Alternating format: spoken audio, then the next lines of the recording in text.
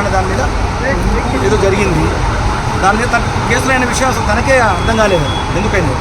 ఆ పరంగా అంత మంచి టైటిల్ గెలుచుకొని ఒక అంటే కామన్ మ్యాన్గా వచ్చి ఒక ఎక్కడ మట్టి బిడ్డగా వచ్చి పాపం అతను ఏదో చేసుకునే విషయంలో అతనికి ఇంత కేసులు అంటే ఇట్లాంటి అంటే లీగల్ కేసులు అయ్యి అతని మీద ఇలా జరిగినాయి అంటే చాలా బాధ అనిపించింది. కళాకారుడిగా నాకైతే బాధ అనిపించింది. ఒక మానవతా దృక్పథంతో ఇక్కడ రావడం జరిగింది. అన్న అంటే పోలీసు వాళ్ళు అంటే పోలీసు వాళ్ళు వద్దంటున్నా కానీ ర్యాలీ చేశారని అంటున్నారు.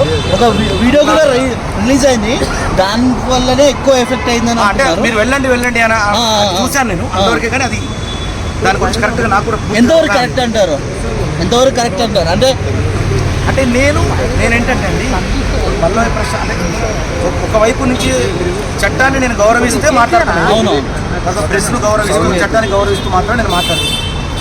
జరిగిన సంఘటన మీకు తెలుసు.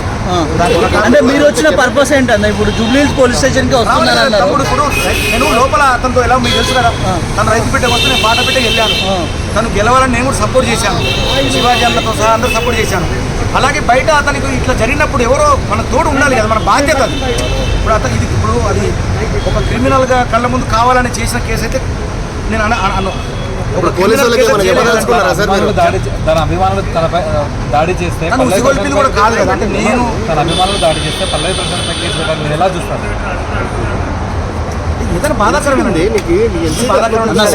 అర్థాలు బయలు అది చాలా బాధాకరం. అది ఆడియన్స్ అంటే విమానం ఉండాలి. అట్లా అర్థాలు పలకొట్టడం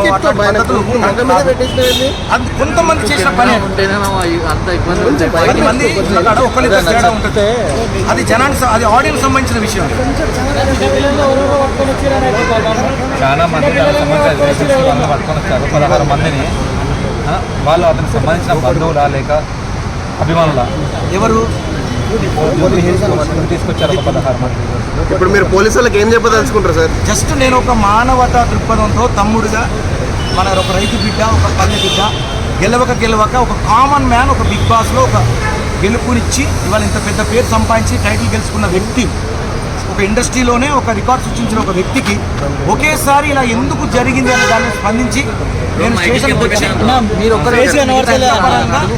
వాళ్ళని గౌరవిస్తూ వాళ్ళను ఏదైనా ఉంటే తెలుసుకొని పూర్వాపరాలు తెలుసుకొని ఏదైనా న్యాయం జరిగితే ఆ న్యాయానికి మీరు ఇప్పుడు ప్రశాంత్కి సంబంధించి బోలేశౌలి గారు ఒకటి సార్, బిగ్ బాస్ సీజన్ లో చాలా మంది కంటెస్టెంట్లు ఉన్నారు, మీరు ఒక్కరే వచ్చారు, మిగతా వాళ్ళు ఎందుకు రాలేదు? అది నాకు సంబంధం లేదు కదండి.